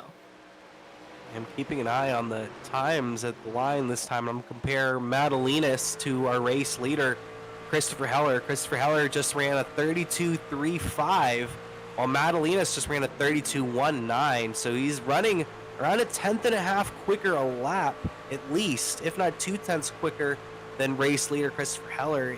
Him making up that amount of time, like I said, it's gonna be really close if he can get to the race leader before the end of this race. It's unlikely, but it's definitely possible, especially if Heller makes any sort of mistake. I mean, he would right now need to run about 3.5 to 4 tenths faster every single lap, including having to pass the trucks in front of him. I don't see that happening, unfortunately. Just the gap is too much, and you lose so much time trying to make passes like he is right now, being about 3.4 seconds back off of Heller, and not really gaining too much on this most recent lap. But he's going to wash Gonzalez way up the track, kind of really abuse the fact he's got newer tires and go right by him. Battle for Madalenas is going to be between him and Josh Caudill to try and get that final podium spot.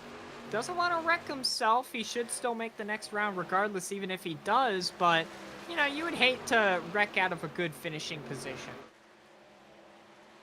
Yeah, Madalena is definitely going to push it, but he's not going to push it too hard where he's about to wreck the machine or something like that. He's definitely going to push it and try to at least get a top 3, if not a top 2 here today. Looking back here, you see Jake Miller, RJ Williams, and Michael Sensi.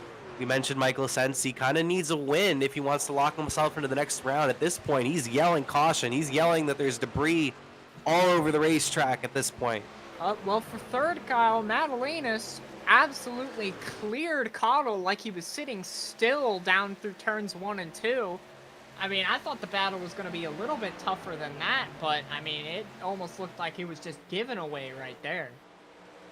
Madalenas has the pace. He has the fresher tires. He's shown like he might have some decent speed because he did start back in 19th and slowly drove his way through the field, and it seems like he has one of the fastest trucks out there. That last time by, a little more than 2 tenths quicker than Christopher Heller while completing a pass. So he's making up a lot of time, but like you said, Alex, I don't think he's going to be able to catch up to Heller, but he might be able to catch up to Henderson at least, as he's a little under 3 seconds behind the race leader Heller at the moment. Yeah, Henderson is going to be the question here. If he keeps running the pace he has, it's going to be extremely tight between them, but if he could find a little bit extra, as right about there was about just under 2 tenths, just barely between the two of them. The gap is about 1.5 seconds with, 7.5, 8 laps to go. It's going to be a tight one to see if he can make it. I'm not sure if he will, but if he does, it's going to be a great battle to the finish. I expect it to be a great battle, unless Madalenas gets there a little quicker than we expect. If Madalenas ends up getting there a little quicker than we expect, I would expect Henderson to just kind of move out of the way of his teammate at that point, especially with Heller only a second out in front. Like I said, if Heller makes one decent mistake, Henderson could be right there. Madalenas could be right there as well. So it's not quite out of the realm of possibility that Heller loses this race at this point. Well, I think all that has to happen is no caution comes out, and Heller should, by all means, win this race. It's going to be a tough call to say that he ends up losing this right now, but that last time by, as a matter of fact, Elliot Henderson was faster than Madalenas by just about 1/100th of a second. That's not what you need when you're trying to run somebody down. Madalenas not really able to make up much time that last time by. We'll have to see what he's able to do this time, but he's changing up his line a little bit, trying to just find as much speed as he can. He knows he might be able to get to Henderson here at the end and at least take second. I'm going to check the speeds at the line, and Madalenas was a little quicker than Henderson that time by, but not a lot. He was a little more than 1/2 tenth quicker than Henderson, and that's just not going to be enough if he wants to catch him. Yeah, with 5 laps to go here, it's looking like there won't be any position changes between the top 3. Right now, the closest battle on track is for the 6th spot between RJ Williams, who got trapped a lap down, and Steven Sims, who are trying to battle right now for the 6th spot. Might be a real close battle between those two to the finish, but as of right now, the front of the field seems to be set. Yeah, the front of the field seems to be set at the moment. Heller leading the field, of course, in the number 11 machine. He's led this last run in that number 11 machine. In the second spot, you have Elliot Henderson in the number 37. In third, you have Hunter Madalinas in the number 9. In the fourth position, you have the number 32 of Josh Cottle, who came into this race as the bubble driver in the playoffs. And then in fifth place, rounding out your top 5, is Jordan Gonzalez, the driver of the number 3 machine. And there's only 3 laps remaining here at Kentucky. 3 laps to go. A Heller victory is in the sights right now. Don't make any mistakes. Don't slip up. You've got a 1.2, 1.3 second lead over Elliot Henderson. Praying for no cautions, praying that nothing happens on track. Nerves are high. The adrenaline might be pumping right now. He's looking good to get the victory. Just make sure you do it cleanly. A little over a lap and a half away from getting that victory, looking for victory number 2 on the season. Christopher Heller, driver the number 11 for 2511 Racing. Does he make it to the white flag? Rounding out of turn 4 here, Christopher Heller ran a clean race at the end, got lucky with a nice caution.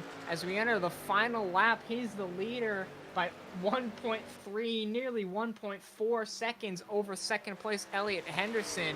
Nobody around him to contest this victory. Little over a half a lap remaining for Christopher Heller, driver of 2511 Racing. Here he comes through turns 3 and 4 in that Bass Pro Shops Toyota. Coming out of turn 4 for the final time.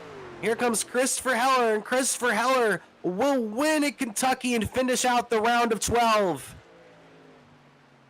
Solid, clean victory right there for the 11 truck. Uncontested at the end. Got the better strategy of the fresher tires pulled away. A little congrats there from Elliot Henderson, who also ran a very solid race today to capitalize. And Madalinas on a absolute whale of a run there at the end to find his way into third. Those will be the drivers we'll be talking to later today, but that was quite the race, especially in the middle part, Kyle. A lot of crazy restarts and battles all back and forth. I wasn't going to say that I was expecting this kind of finish after what we saw earlier in the race today, but all it takes is one caution. All it takes is one caution to stack the field back up, and it created this. Christopher Heller getting to victory lane. What a phenomenal race and a phenomenal finish. And I have to go back to that pass with around 60 laps to go. He made that move to the high side off the restart, made it 3 wide, and somehow made it stick and was able to complete that pass on both Cottle and Daniel Nanny and never looked back. Driver of the number 11 machine. What a fantastic move. I said it while it was going on. That might have been the best move I've seen all season, if not in the history of Great Lakes. What a phenomenal move and a great finish for the number 11 machine. Yep, that move was the key move of the race tonight. Basically gave him the victory to capitalize on the leaders racing each other there and take it to the outside, which I don't know if I would have done that. That was a risky move to do going down into turn 1. You just don't seem to be able to carry the speed through there.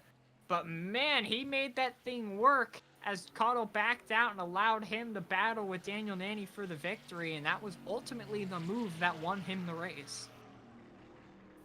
What a race indeed here at Kentucky. And just to update you on the playoffs real quick, the top 8 coming in will be the top 8 competing for the championship pending any sort of penalties or stuff like that. So Hunter Madalena, Zachary Henry, Christopher Heller, Jake Miller, Elliot Henderson, Nathan Jump, Austin Moore, and Josh Cottle will be advancing to the round of 8. And of course, this eliminates Brandon Barkuski, RJ Williams, Lewis Woodall, and Michael Sensi have been eliminated from the championship here today, Alex. Yeah, unfortunately, just not the day they wanted of all those drivers. Pretty much all of them were ones that lost out because of the caution that came out midway through this race, jumbling up the order, trapping a lot of guys a lap down. What was looking to be a day that they were actually looking pretty good to point their way into the next round, turned into calamity, as from that point onwards, it was green flag to the end, and they had no chance to come back from that caution.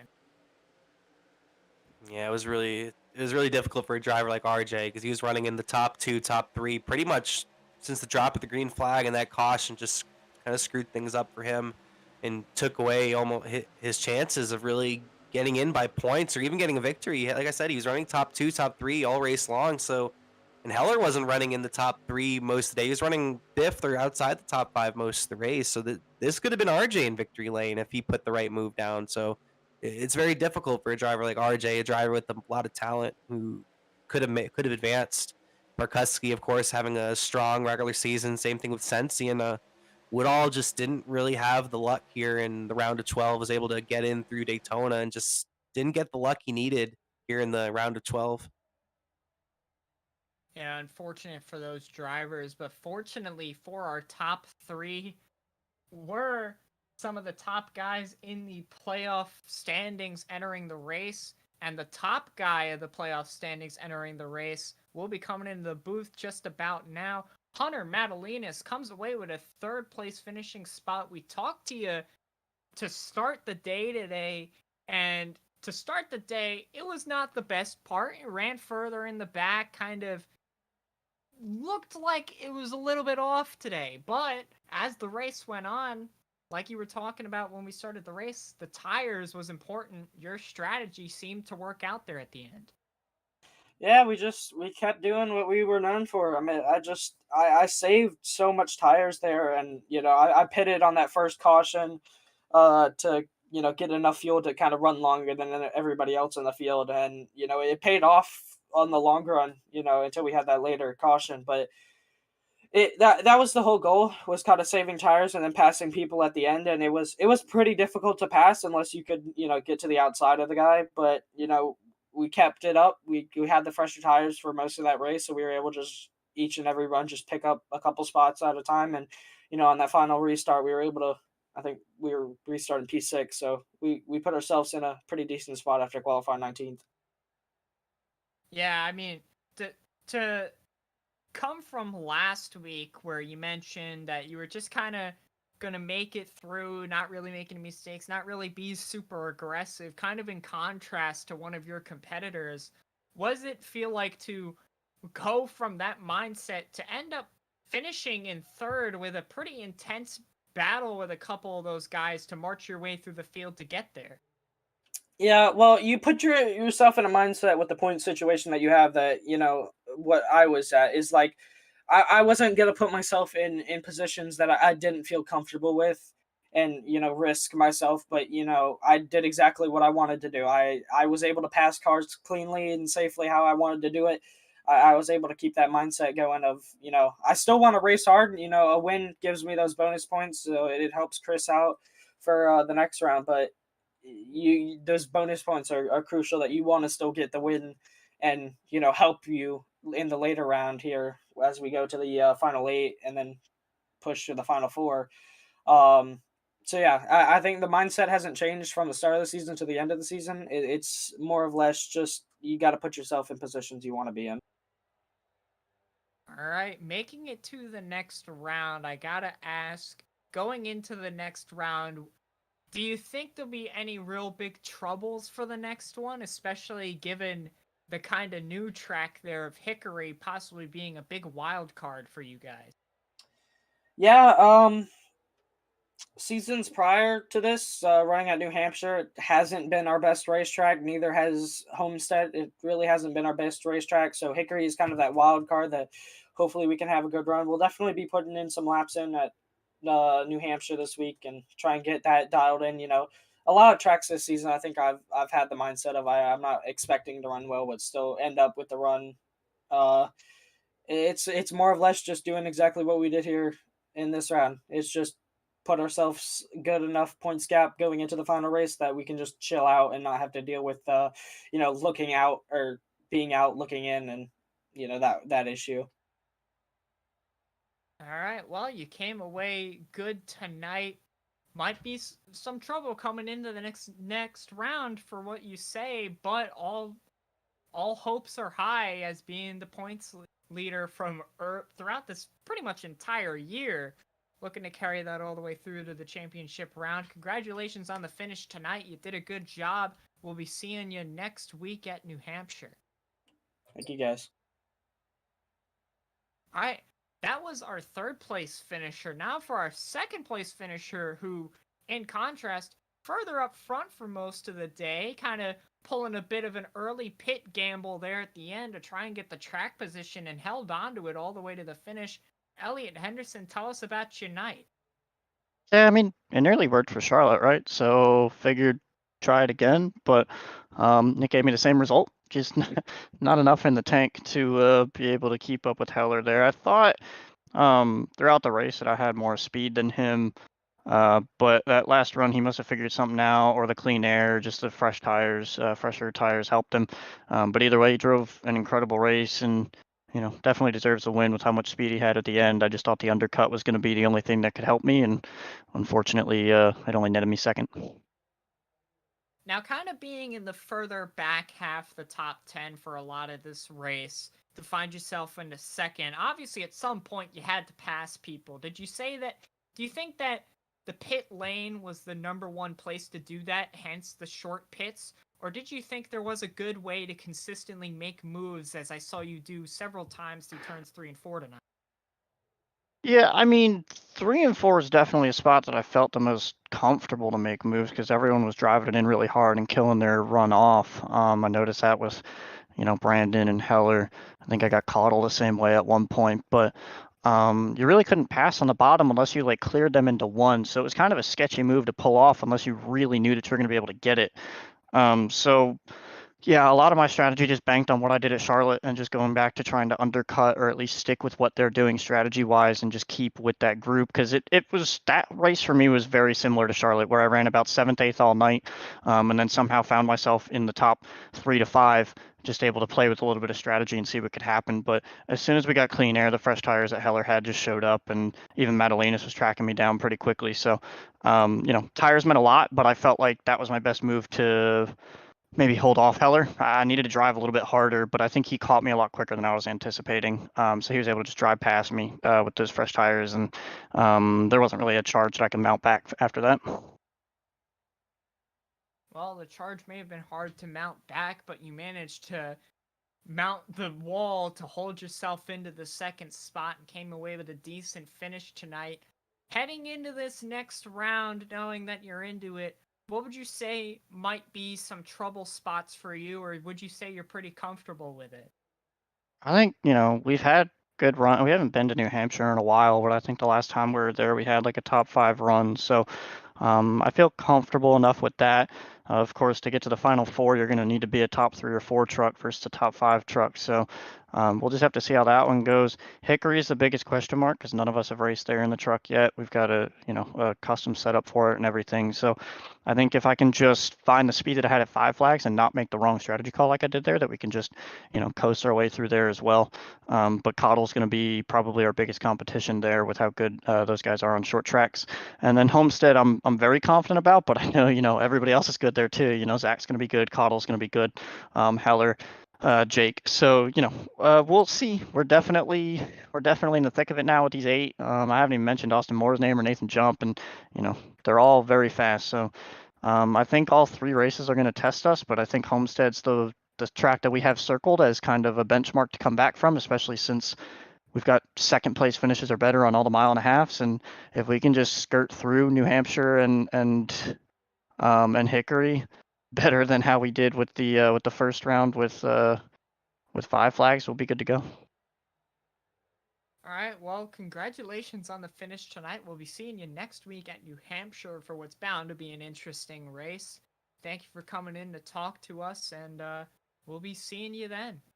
Sounds good. Thanks, guys. All right, ladies and gentlemen, our winner for tonight, Christopher Heller, makes his way into victory lane with a move that up here in the booth we were losing our minds.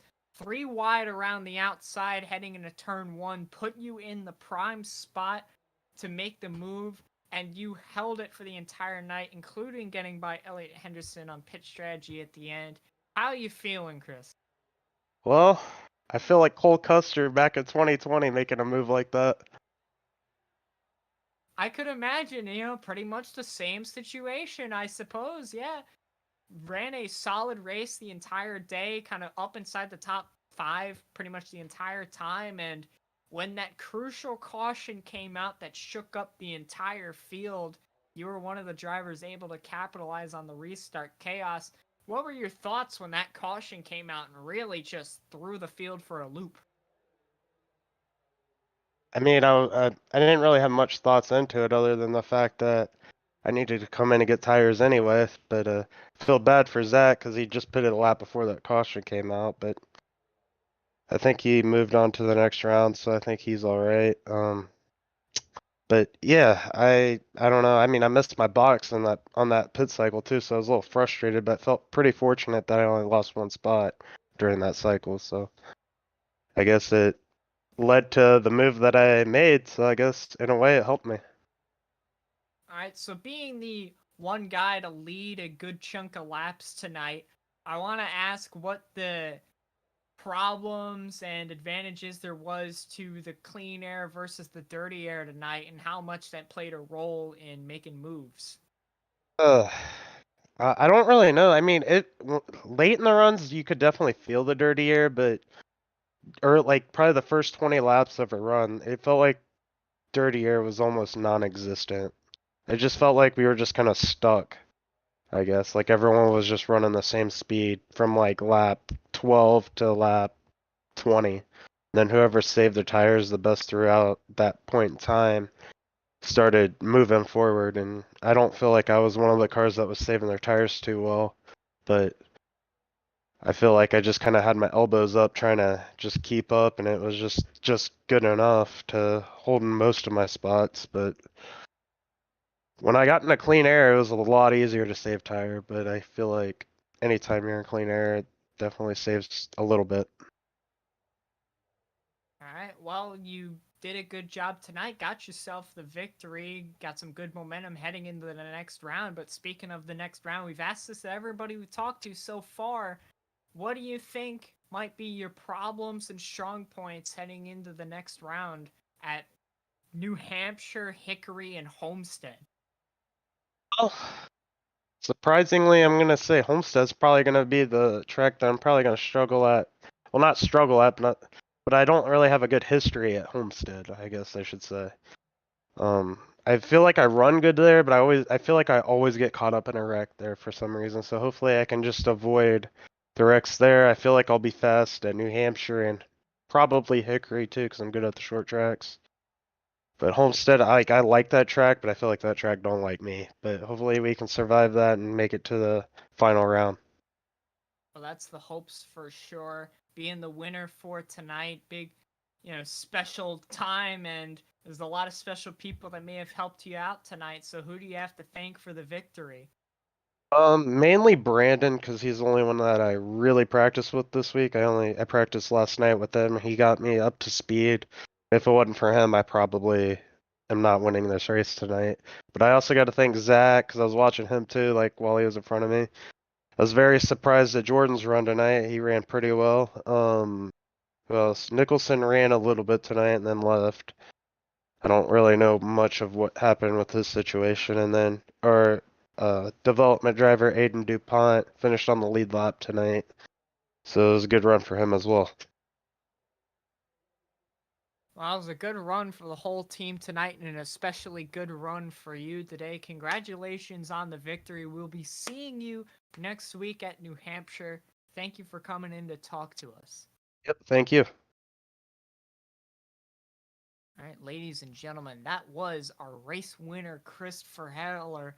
And Kyle, it was definitely one of the more exciting Kentucky races I've seen. This league somehow is able to make a track that normally is rough and hard to really enjoy as much as some others, and they made it pretty entertaining. Yeah, it was a very good race, a lot of good racing. The low line was dominant early, but it ended up turning out that the high line ended up being the winning racing line here today at Kentucky. a very, very strong race and a great win from Christopher Heller. We're going to take a look at the race results here. Of course, Christopher Heller able to get the victory. Henderson, Madalinas, Cottle, and Jordan Gonzalez rounding out that top 5. Then you have Sims, RJ Williams, Jake Miller, Sensi, and Nathan Jump rounding out your top 10 for today's race. Then on to the next slide, you got Eric Kepf in 11th. You got Zachary Henry, who ended up finishing 15th after leading most of the race here today. Aiden Dupont back here in 16th. Austin Moore finished 17th, but he was able to snag a spot for the round of 8. And Brandon Burkuski, unfortunately, going to be one of the first drivers missing out on the round of 8, finishing 18th here today after a fairly strong day, but got stuck a lap down. And then Daniel Nanny, a dominant truck, ended up finishing a lap down, got stuck a lap down as well, with King Cott back there in the 20th position. On to the next slide, you got Tyrell Baker back here, who finished 13 laps down, who was surprisingly quiet most of the day. You have Ty Aiken back here, who's shown a decent amount of speed. Didn't really talk about him too much, but he's shown some speed and unfortunately exited the race early. Same thing with Nathan Nicholson and Gavin Fitzgerald, who had his bad luck early. And then some early exits from Ashton Lawson, Hunter Brittle, and the Talladega winner of James Shiflett, all exiting the race fairly early here today. But looking forward to that next round. Is there anything or any particular driver you're looking forward to in the next round, Alex? Oh, well, of course I'm going to be looking for you in New Hampshire, but no. Of course, heading into the next round, I feel like this is where a couple of our, big guys are going to really stand out. But I think somebody who might have a big advantage heading in the next round is Josh Cottle with both New Hampshire and Hickory. Hickory, especially, we saw his performance at Five Flags. That might be another racetrack where Josh Cottle can really capitalize. A really, really good short track driver. We might see him as a surprise championship 4 driver just because of how these rounds have played out. Yeah, the way these rounds have played out, that's exactly what I was going to say. I was going to say the driver I'm watching out for is Josh Cottle, because he's just a phenomenal race car driver in general, but especially on the short tracks. He's like on a different planet than these other drivers when it comes to short track racing. And you have New Hampshire, which technically isn't a short track, but I guess you can consider it a short track. And then you have Hickory. So 2 short tracks essentially in this round of 8. So 2 opportunities for Cottle to either get to victory lane or get really strong performances. So it's going to be a very exciting round of 8, to say the least. Short track racing plus Homestead. Homestead's always a fun race. But anything you have to say, Alex, before we head out?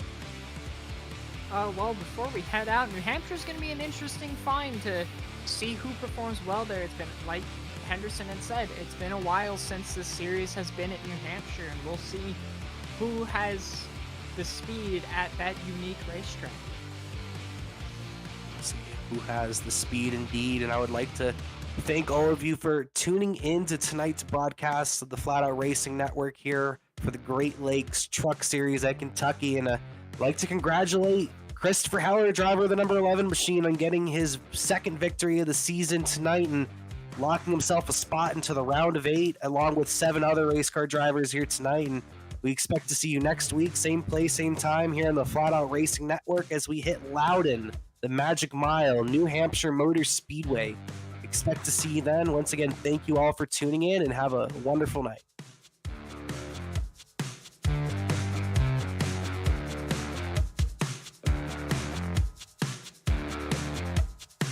This broadcast is the copyrighted work of Flatout Racing Network and may not be rebroadcast, retranslated, or used in any form without the express written consent of Flatout Racing Network and iRacing.com Motorsports Simulations. Flatout Racing Network would like to thank you for your support, and we hope you enjoyed tonight's broadcast.